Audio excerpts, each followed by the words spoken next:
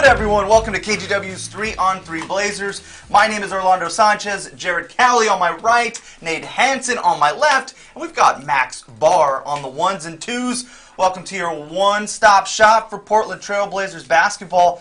Big win for the Blazers last night, one of their most impressive performances of the season. The Jazz get smoked at the Moda Center. What did you guys think of it? I don't think anyone saw that coming last to that night. degree, even people right? who thought the Blazers were going to win, I don't think they saw a blowout where the fourth quarter was just garbage time the entire 12 minutes. I don't think anyone saw that coming. Especially without Yusuf Nurkic. And especially before the game good without point. Yusuf Nurkic. And you know, some teams, when they get extended breaks, like the Blazers had, they sometimes come out a little slow out of the gate. A little rusty. But the Blazers absolutely did not. C.J. McCollum picked up where he left off against Atlanta, scoring 20 points in the first quarter. 9 for 9 in that Damian quarter. Lillard picked it up in the second quarter.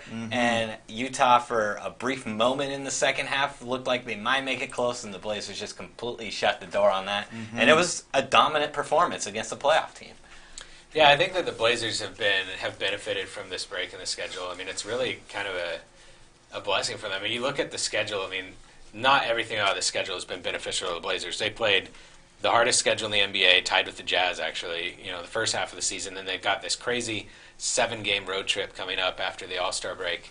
But if you get like this 1 game in 9 days stretch, and then you have a few games, and then you get the All-Star break stretch too, that's such a benefit for a team to be able to stay healthy, to be able to rest up, whatever various ailments you might have, and that can help them down the road. So, schedule makers gave the Blazers a bit of a gift here. It's kind of nice. And they get to stay home The during entire that time. time The span. entire time. Yeah, Doesn't good get any point. better than that for a pro athlete, where half the battle sometimes is getting on that airplane and the grind of traveling. Or just not, sleeping in a different bed, For sure. In a different city, and just get to stay home, relax. I mean, not only are they not home, they're not practicing for the next 3 days. Yeah, that's like true. they get this is like another All-Star break, like Jared said.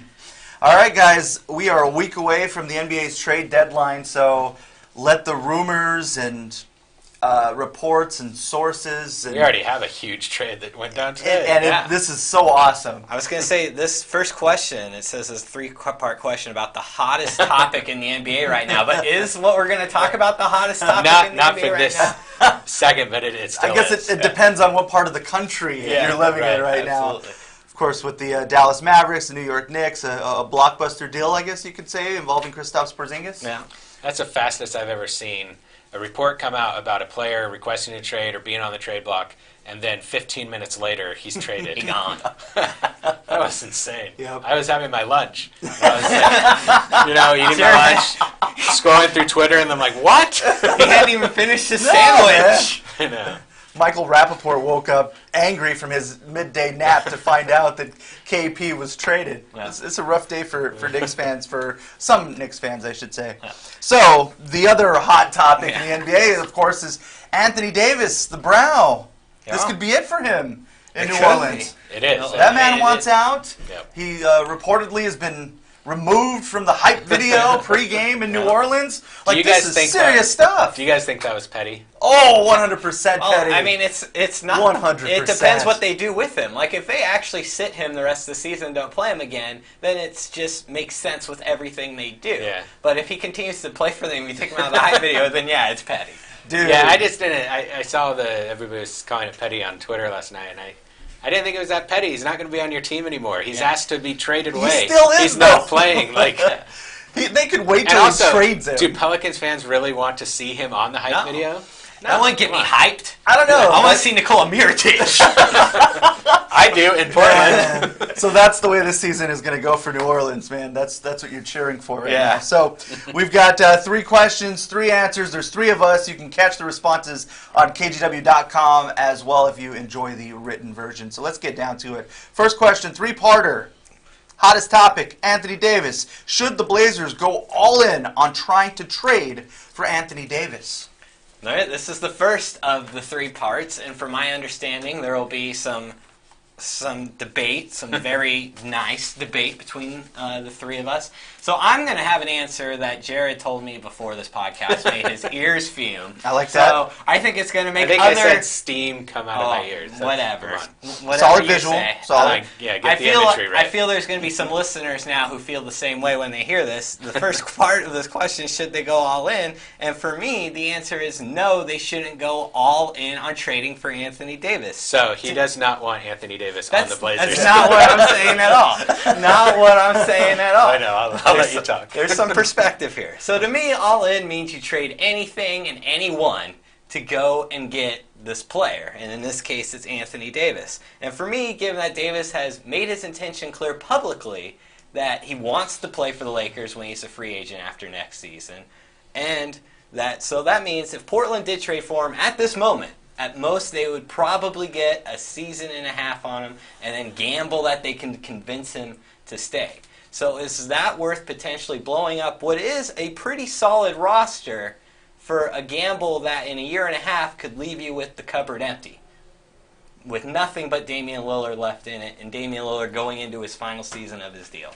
Is that worth it? To me, the answer to that question is no. If Anthony Davis had just publicly said, I want to be traded and play for a team that's going to help me compete for a title or give me a better chance to compete for a title, I'd probably be more on board with that because I wouldn't have this information that I know he wants to bolt to a specific team in a year and a half. I would just think he wants to be on a team who competes. And if Portland, while he was here for a year and a half, can prove that they competed, then maybe he would be open to re-signing with the Blazers. I just don't feel that that's really a realistic option for the Blazers. So for me, I'm not blowing... And yes, it is frustrating that this is a roster that seems to be stuck in the first round, but still a pretty good roster, and I'm not going to blow it up to get Anthony Davis for a year and a half and be left with nothing but Damian Lillard when we talk about the Blazers 24 months from now. All right. Jared, go. I don't think you're blowing up the roster when your roster ends up with Damian Lillard and Anthony Davis. And yes, I know that your argument is that it's probably only for a year and a half. Yeah. So first of all, even if it's just for a year and a half, I still think it's worth it. You get a year and a half, the rest of the season and all of next season, with Anthony Davis and Damian Lillard, and then whatever other pieces you want to put around them. And I know Portland isn't a destination market, but I'm still pretty certain that if Anthony Davis and Damian Lillard are on a team together, you're going to have veterans that want to come here, just like you see in other locations. Where are these other locations? I haven't seen anyone want to join Oklahoma City since Paul George and Russell Westbrook have been tandem there. Well, I'm talking more about, I think that they have pieces around them already. Okay. But the Blazers would have to fill out, especially, the back end of the roster probably, with veteran pieces, just like you've seen the Warriors do. And I'm not saying that the Blazers would be That's a completely different on situation. Why is it different? Because the Warriors are winning NBA championships. The Blazers haven't gone past the first round, and with Anthony Davis, we still don't know if they would get past the first round. I think if they had Anthony Davis and Damian Lillard, I would pick Just them those to two. win any first-round series except against the Warriors. I disagree with that. Blow it up. There you go. Blow it But continue up. on, Jarrett. Okay, so I also think Paul George also said before he was traded to the Thunder that he wanted to play with the Lakers. He was very clear about that. And so did Kawhi Leonard, said he wanted to play in Los Angeles, not necessarily with the Lakers, but in Los Angeles. He was traded to Toronto. We'll see what happens there if he re-signs in Toronto, but it's working out for Toronto right now. So I think that there's a chance, and yes, it's a risk. It's absolutely a risk. But Anthony Davis is one of the best players in the NBA right now, one of the best power forwards to ever play the game. And he's the kind of player that Damian Lillard deserves to play with in Portland. And I think if you put Anthony Davis, even if you have to give up C.J. McCollum and maybe Yusuf Nurkic and draft picks, if you put those two together, Anthony Davis, Portland's a great place once you get here. Most NBA players that have come to Portland have enjoyed their time here. Many of them have come to retire here after and have a home here and live here. So Portland has something about it that people like once they get here. Terry Stotts is a player's coach that players like to play for. I think Anthony Davis would appreciate that. And you have Damian Lillard, who is one of the most unselfish superstars in the game. Anthony Davis would love playing with Damian Lillard. I think it's a risk, it's a chance, but I think it's a decent chance that with a year and a half in Portland, he might re-up with the Blazers just like Paul George did with the Thunder. If you had asked me a year ago if Paul George was going to be on the Lakers this season or the Thunder, I would have said the Lakers, 100%. But he enjoyed playing with Russell Westbrook. He enjoyed playing in Oklahoma City. He wanted to continue doing that, and he re-signed with the Thunder. So I think that, yes, it's a risk. And if Anthony Davis leaves and you've traded most of your team, then you are left with Damian Lillard and probably an unhappy Damian Lillard that might not come back to Portland. But at that point, then you rebuild. That's part of, the cycle of an NBA team sometimes. But I think if you have a chance to get a player like Anthony Davis, and it is a total long shot, I don't think Anthony Davis is coming to Portland.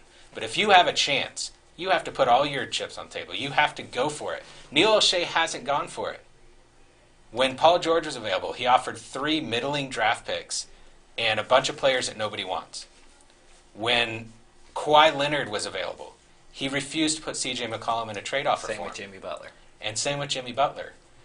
Anthony Davis is a better player than all of those players. I think that you have to do everything you can for Portland, for its fans, and also to prove to Damian Lillard that you're willing to take a chance to build a championship-level roster around him. Because that's what he wants. Orlando, tiebreaker here, man. Oh, Jared is 100% right on this. Oh, no way, man. It is time, dude. You've seen what this roster gets you.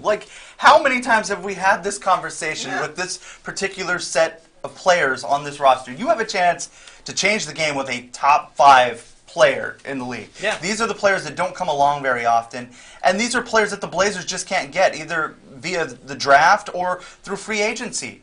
This has to be the avenue that you go to get a player of this caliber. And I'm with you in saying if you pair somebody like Lillard and AD together, that you have a better chance of enticing someone through free agency. No, you do not. Way better than you do now. Better than you do now, but LeBron had talked about it. LeBron was in Cleveland, and Cleveland, while it may not be as good of a place to live in Portland, it's in the same market as in it's an afterthought of NBA cities and NBA markets. And LeBron talked about with him there, and everyone knowing that if he was on a team in the Eastern Conference, they're probably going to the finals. He talked about how difficult it was to get players to join him in Cleveland. His first time in Cleveland or his second time? They would sign veterans for below market he value recently all the talked time. about how difficult it was, and he said how in LA it should be easier. So I'm not convinced that he was lying. I don't think he was lying at all. And I don't dispute that it's Yeah. that it's still going to be difficult, but you have a way better chance of getting someone to come here than you do with the current, state of the roster. The other question I have for you guys is, so you're saying it's worth it every year and a half rental. Do you think if the Blazers got Anthony Davis, they could win the NBA title or appear in the NBA Finals either this season or next season? This season, no. Next season would depend on what happens with the Warriors. And the if Lakers, they bring back, maybe? Well, who are the Lakers going to have in that situation? Well, you never know. I mean, this is the NBA. You don't know who they'll have. But are you convinced the Blazers will be in the NBA Finals? Damian Lillard and Anthony Davis and whatever else they put on the roster around them, I would put them up against anyone except for the current iteration of the Warriors. But you have to take that into account. I know, and I do. What if they blow it up, get Anthony Davis, and get to the second round? That's not worth it. No way. Why not? The second round of the playoffs, so if they get to the second round of the playoffs... You've shown progress. Oh, yeah, but if he leaves next year, you made it one round further in the playoffs, and then he leaves, and you're left with no one but Damian Lillard and no draft picks because you gave him up to get Anthony Davis, and Damian Lillard's gone. So what you did was you exchanged your franchise player and other good players who are fun to watch for 5 extra games of basketball one season. What if he stays? Well, that's a different conversation, but Totally. I don't think that's worth the risk. I think the likelihood is he leaves. Jared cites Paul George. Yeah, that is a good example of a guy who changed his mind, but it's also just one person. Well, it may be different with Anthony Davis. Yeah, it might be. And so I think the likelihood, since he's not going to be in Portland, I'm not blowing this whole thing up so that in 2 years the Blazers don't even have Damian Lillard on the roster because they had to trade him because they had no one else. But if you don't make a move, you might lose Damian Lillard anyway. You might, but I think I've been all for trying to get Paul George, Jimmy Butler, the other guys. Right. This particular player, this particular instance, I don't think is worth the gamble. So you think that it's just, you look at Anthony Davis and you think it's much less likely that he would stay in Portland than these other players? Yes. Okay. Absolutely. That's fair. I mean, I don't agree with you, and I think that it's as good a chance that he would stay in Portland as it was with any of these other guys, and it's a risk. But if you think that Anthony Davis is just hell-bent on going to LA, then that's fine. At some point, Neil Olshey, management, Blazers brass have to be willing to take a risk. For Damian Lillard. At some point. It's got to happen. It's for Damian Lillard. Every season this comes up where there's a guy No. that we think the Blazers need to go after, And or I- don't think. And At some point, he's got to do it, because this is insanity. We're just doing the same thing over and over and over again. All right, what if it was not everything? What if it wasn't CJ and Nurkic and draft picks? well, then they're not getting. What him. if it's CJ and Collins They're and not 2 getting him. first-round draft picks? I don't think they're getting him. Yeah. I think you're right. Yeah, they're not getting him. I think you'd have to give up all of You'd it. have to give up CJ and Nurkic and picks. Okay, so the second part of this question, will Anthony Davis be traded before the trade deadline? So this is the fun part. We just argued for 10 minutes about pretty much nothing. Because I Yeah. think our answer for this is probably the same thing. No, I don't think he's going to be traded before the deadline. How about you, Jared? Do you think he'll be traded before next Thursday? I went back and forth on this one. I think he could be, but I think that it makes so much sense for the Pelicans to wait. Yeah. Yeah. Because the Celtics It's have... way more incentive, man. I think if the Celtics are willing to put Jason Tatum in a deal, then that's the best deal you can get. Especially with, if they put the Memphis draft pick, an unprotected Memphis draft pick in 2021, that could be the number 1 pick. Yeah. So if they put everything that Celtics could put into a deal, then why wouldn't you wait for that? And it also gives you the chance to see who has the number 1 pick in the draft this year and the chance to draft Zion Williamson. Yeah. Because if any team can build a trade offer for Anthony Davis around Zion Williamson, you do it. Yeah. I mean, who knows what he'll be in the NBA, but he could be really damn good. Mm-hmm. So I think that it doesn't make any sense to trade him now. I don't think any offer you're going to get, whether it's the Lakers' completely overrated players or anything else, is going to be as good as that number 1 pick with Zion Williamson or what the Celtics can offer. It's a no for me as well. Yeah. The teams that want him really badly have to apply the pressure to the Pelicans now. They'd have to They give have to him- throw everything They'd have at to him. give him an offer that just completely Exactly. blows them away. Yes, Yeah. yes, to where they feel like, you know what, I can't risk waiting this long to see what the Celtics put together, or Yeah. whatever team it is. Are there any offers out there that you Wow. think would rise to that level? I mean, we don't know what's being offered. Yeah. I thought the Knicks could. Before the Knicks trade went down, I actually thought that he might end up a Knick by the deadline because I thought they would offer Porzingis and an unprotected 2019 first-round pick that could be the number 1, and it might have been enough to get it done. Maybe you throw Kevin Knox in there, but that's off the table now. So one last part to this hypothetical discussion that we Yeah. just blew 17 minutes through. Which team will Anthony Davis play for next? This is a Blazers podcast, by the way. Yeah. So sorry, Blazers fans. He's going to be with LeBron and the Lakers. I mean, I believe him when he says he wants to play there. But why wouldn't you want to play for LeBron James and the Los Angeles Lakers and return glory to LA? His next team will be the Lakers? Yes. Okay, so you think that if you've already said that they're not going to trade at the trade deadline, No.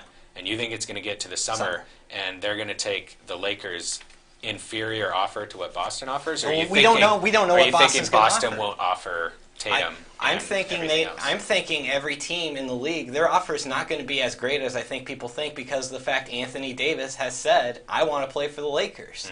So this goes back to your original The offer point. for Kawhi Leonard, I don't think was as great. DeMar DeRozan was a good player, Yeah. All-star. all-star player, but I don't think anyone thought. I think people thought Kawhi could have fetched more than DeMar DeRozan and Jacob Poeltl and such. And I think it'll be the same way with Anthony Davis. I think because he didn't say he wanted to play for a team to win a championship, he specifically named one team. And as a general manager, you have to be wary of putting all your eggs in that basket. So I think he'll end up on the Lakers in the summer. I'm with you. Just the odds, Yeah. they favor the Lakers. And It doesn't make the most sense from maybe the other side of this debate, but And I don't think they want I'll to take send the it to the Lakers. Lakers. Maybe out of spite, and Right. maybe because they're another team in the Western Conference. But the Lakers, I think, have the best opportunity if a team like if there isn't another team who really steps up to the plate.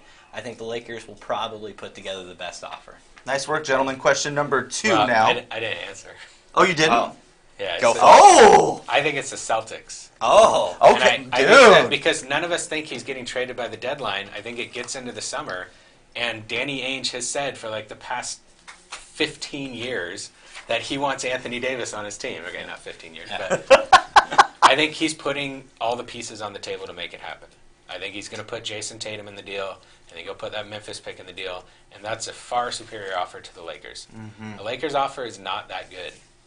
I don't think any of those three players are future All-NBA players, probably not future All-Stars. But what if the Celtics get win? Kyrie Irving may not want to stick around. Well, then it's different. I mean, if the Celtics don't put the pieces on the table to make it happen, then yeah, he could go to the Lakers, I guess. Yeah. But, or the Nuggets. Oh, dark horse team there. But let's move on. Yeah. This could go forever. All right, so do the Blazers have to make a trade in order to advance past the first round of the playoffs? Why or why not? So now we're back on Blazers focus here. Only took us 20 minutes. Yeah. Well, hey, the first 15 were Blazers were. The trade deadline is one of the funnest parts of the season. Yeah, so without a doubt. So do they Without need a to doubt. make a trade to advance past the first round of the playoffs? Yes, despite what I just argued, that they shouldn't trade for Anthony Davis, yes, they do need to make some sort of a deal to get out of the first round of the postseason. Last year we saw in the playoffs, the Pelicans focused most of their defensive pressure on Damian Lillard and CJ McCollum, and the Blazers struggled to shoot from the outside. If another team were to do that again this postseason, I think the Blazers would struggle to shoot from the outside again. So that's not a good omen for the Blazers. Another thing that's not a good omen for Portland is in the playoffs you're playing the best in the West. Yeah. And this year Portland is 10-14 against teams 500 or better in the Western Conference. And so, to me, that's also not a good sign. Portland has feasted on weaker teams, which they should, but they haven't played as well against the best teams who they'll be playing against in the playoffs. So that's another bad omen for Portland. And I don't think it needs to be a big splash move like an Anthony Davis that makes national headlines. I think it could be a guy, just one more shooter. A guy who can score off the bench for you and consistently be a good outside shooter and give you offensive numbers off the bench. I think that type of player would be a key addition for the Blazers come the postseason. So yeah, I do think they need to make a trade to get out of the first round. Let's all get on the same page again. Yeah. We had a lot of debate there in the first segment. I also think I do think the Blazers are a better team this year than they were last year. Okay. I think that Yusuf Nurkic has improved considerably. I think Jake Layman has had a nice emergence that we'll see if it lasts. Damian Lillard's playing as well as he ever has, and CJ McCollum started slow but is playing much better right now. I do think this is a better team, but I still think the same issues that hurt them in the playoffs last year still exist.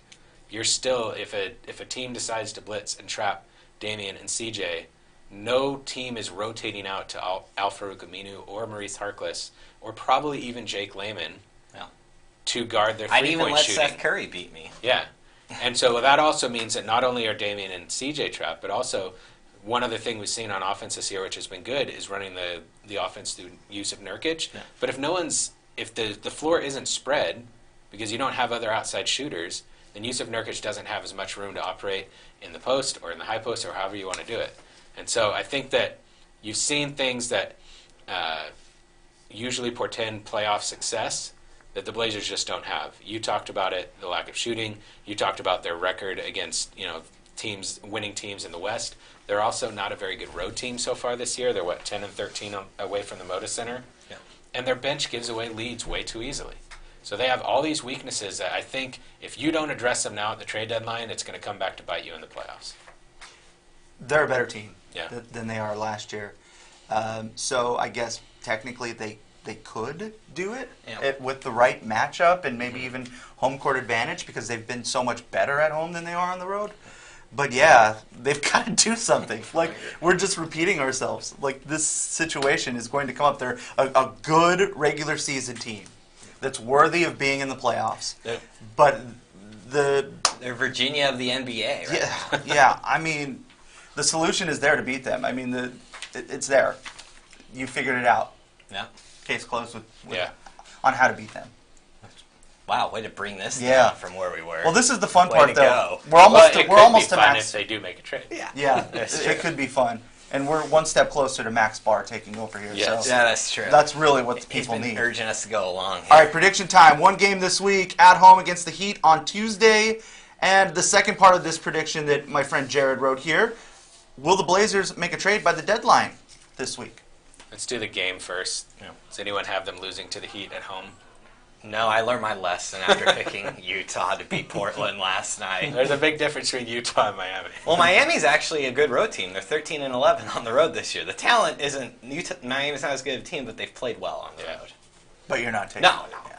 Taking Portland. Yeah, me too. Yeah, Portland win. Okay. So next question: do they make a deal by the deadline, Jared? Yes, I do think they make a deal. So if Portland beats Miami, it would improve their record to 33-20 heading into the trade deadline. I went back and looked at what their records were going into the trade deadline each of the past 3 seasons. Mm-hmm. Last year, 29-25.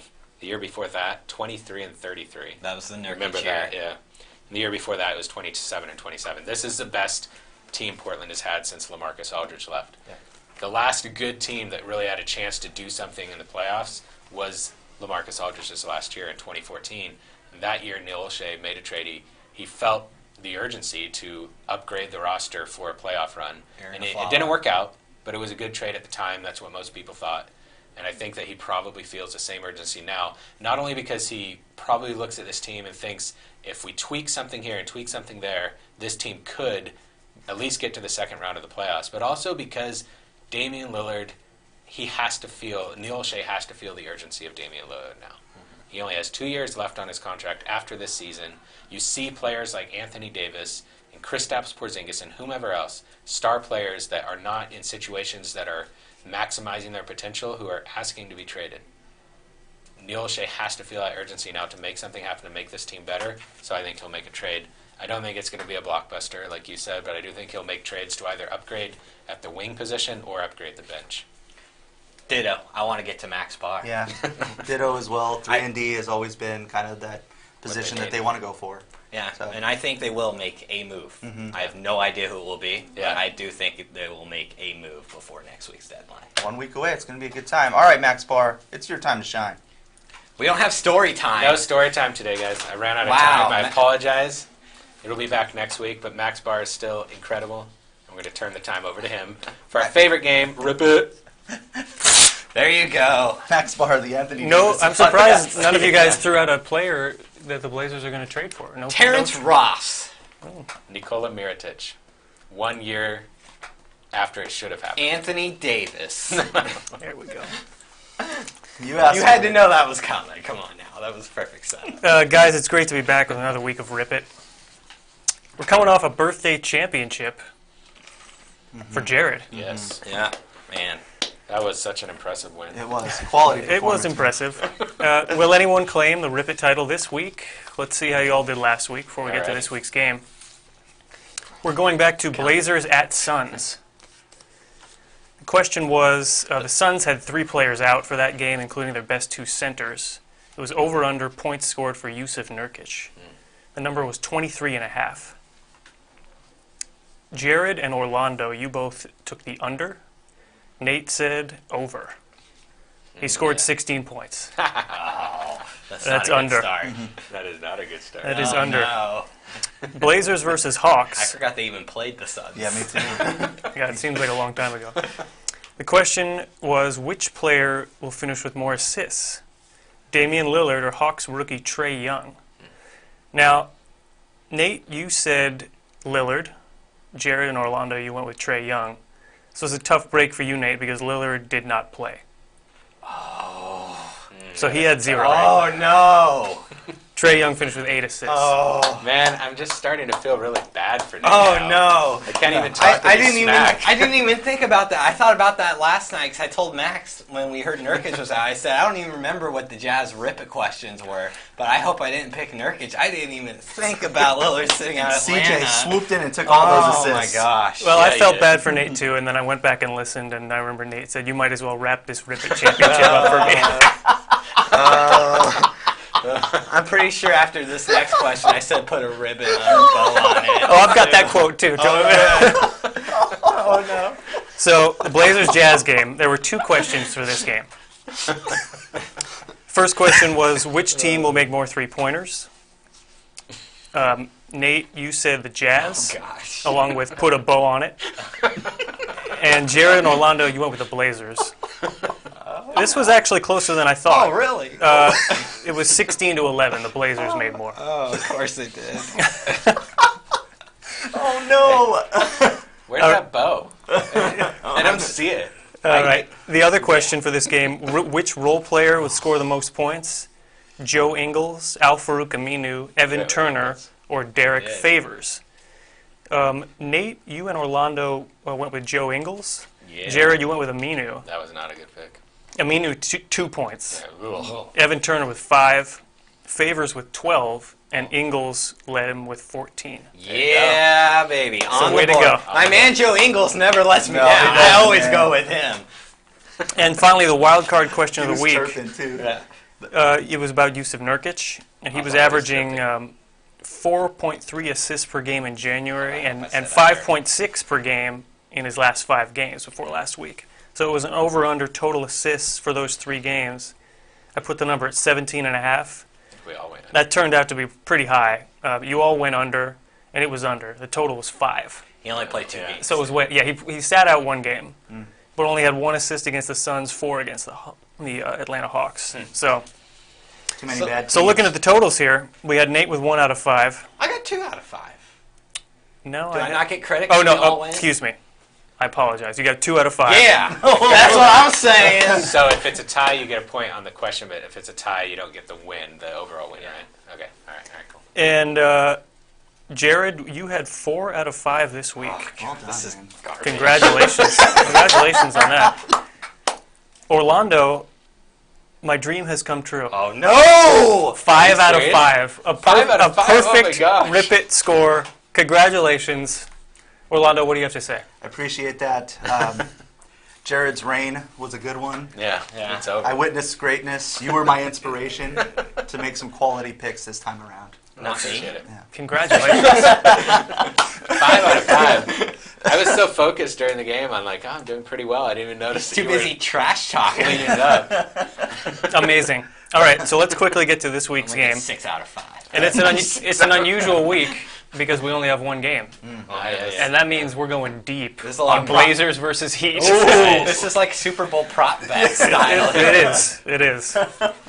So, first question, simple one. Which team will make more 3-pointers? Jared, what do you think? Blazers. Orlando? Blazers at home, man. Nate? The Heat.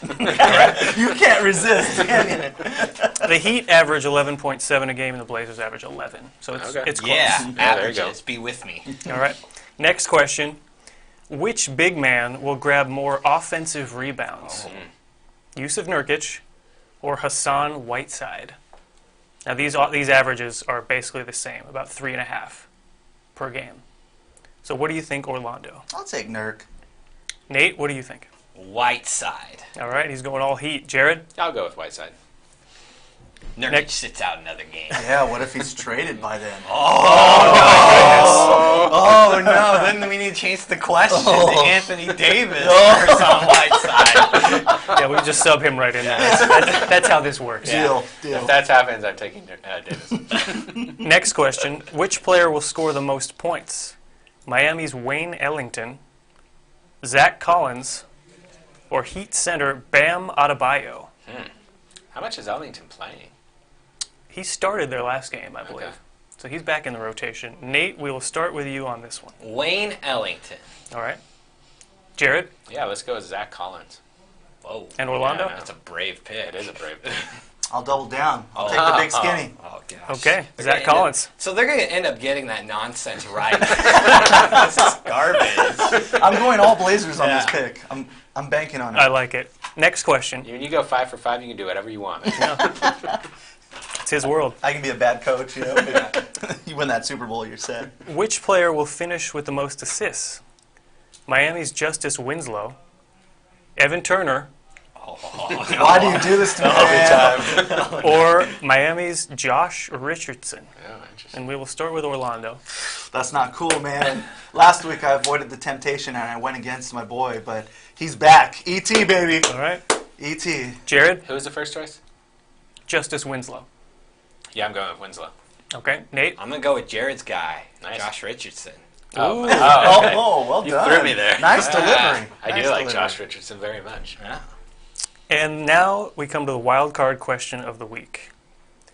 In his final game in Portland, over/under total points for Dwayne Wade. Oh, that's awesome. Oh. And I'm putting the number. I thought it was going to be Yusuf Nurkic or CJ McCollum. Max would never judge That's anything like cold. that. And I'm assuming Wade's going to play in this game because this is Yeah. basically his farewell tour. So over/under total points for Wade, the number is 13. Which way are you going, Orlando? I'll take the over. Nate? Under. Jared? Out of respect for D-Wade, I got to give him the over. All right. I just won right there. That's where I won my first Yeah, Ripken this is it. championship, right We there. all witnessed history. Dwayne Wade's going to go out with 9 points, and Nate's going to go out with a Ripken championship. Wait, his first Rip It championship. Yeah. On that note, let's put a bow on this podcast. Oh, well done. Nice one. Well done. You know what to do. Give us those positive ratings. Subscribe to the podcast, please. And once again, thank you guys so much for listening. See you next time.